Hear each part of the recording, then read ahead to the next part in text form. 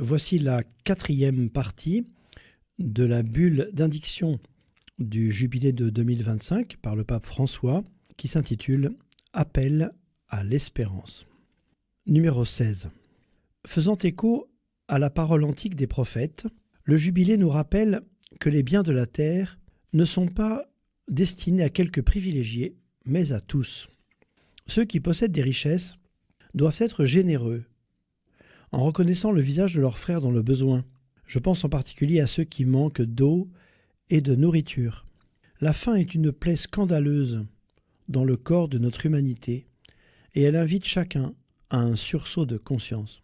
Je renouvelle mon appel pour qu'avec les ressources financières consacrées aux armes et à tant d'autres dépenses militaires, un fonds mondial soit créé en vue d'éradiquer une bonne fois pour toutes la faim et pour le développement des pays les plus pauvres, de sorte que leurs habitants ne recourent pas à des solutions violentes ou trompeuses et n'aient pas besoin de quitter leur pays en quête d'une vie plus digne.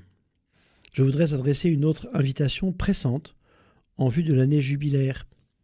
Elle est destinée aux nations les plus riches pour qu'elles reconnaissent la gravité de nombreuses décisions prises et qu'elles se décident à remettre les dettes des pays qui ne pourront jamais les rembourser. C'est plus une question de justice que de magnanimité, aggravée aujourd'hui par une nouvelle forme d'iniquité dont nous avons pris conscience. Il y a en effet une vraie dette écologique, particulièrement entre le Nord et le Sud, liée à des déséquilibres commerciaux, avec des conséquences dans le domaine écologique et liée aussi à l'utilisation disproportionnée des ressources naturelles, historiquement pratiquée par certains pays. Comme l'enseigne l'Écriture sainte, la terre appartient à Dieu, et nous y vivons tous comme des hôtes et des étrangers. Si nous voulons vraiment préparer la voie à la paix dans le monde, engageons-nous à remédier aux causes profondes des injustices, apurons les dettes injustes et insolvables, et rassasions les affamés. Numéro 17. Un anniversaire très important pour tous les chrétiens tombera au cours du prochain jubilé. En effet, cela fera 1700 ans que le premier grand concile œcuménique, le concile de Nicée, a été célébré. Il convient de rappeler que, depuis les temps apostoliques, les pasteurs se sont à plusieurs reprises réunis en assemblée pour traiter de questions doctrinales et disciplinaires. Dans les premiers siècles de la foi, les synodes se sont multipliés, tant en Orient qu'en Occident, montrant l'importance de préserver l'unité du peuple de Dieu et la fidélité à l'annonce de l'Évangile. L'année jubilaire pourrait être une occasion importante pour concrétiser cette forme synodale que la communauté chrétienne perçoit aujourd'hui comme une expression de plus en plus nécessaire pour mieux répondre à l'urgence de l'évangélisation. Tous les baptisés, chacun avec son charisme et son ministère, co-responsables pour que de multiples signes d'espérance témoignent de la présence de Dieu dans le monde. Le concile de Nicée avait pour mission de préserver l'unité, gravement menacée par la négation de la divinité de Jésus-Christ et de son égalité avec le Père.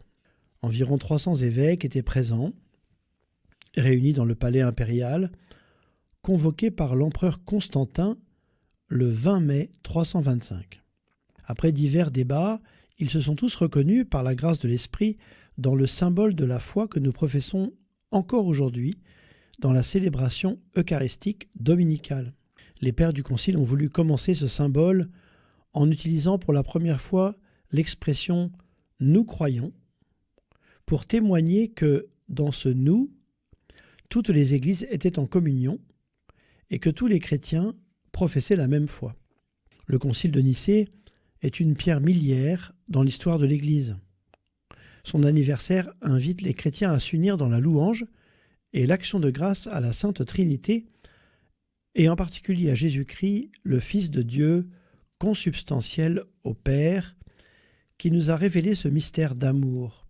Mais Nicée représente aussi une invitation à toutes les églises et communautés ecclésiales à poursuivre le chemin vers l'unité visible, à ne pas se lasser de chercher les formes adéquates pour répondre pleinement à la prière de Jésus Que tous soient un comme toi, Père, tu es en moi et moi en toi, qu'ils soient un en nous, eux aussi, pour que le monde croie que tu m'as envoyé. Le concile de Nicée a également discuté de la date de Pâques. À ce sujet, il y a encore aujourd'hui des positions divergentes qui empêchent de célébrer le même jour l'événement fondateur de la foi. Par un concours de circonstances providentielles, cela aura lieu précisément en 2025. Cela doit être un appel à tous les chrétiens d'Orient et d'Occident pour qu'ils fassent un pas décisif vers l'unité autour d'une date commune de Pâques.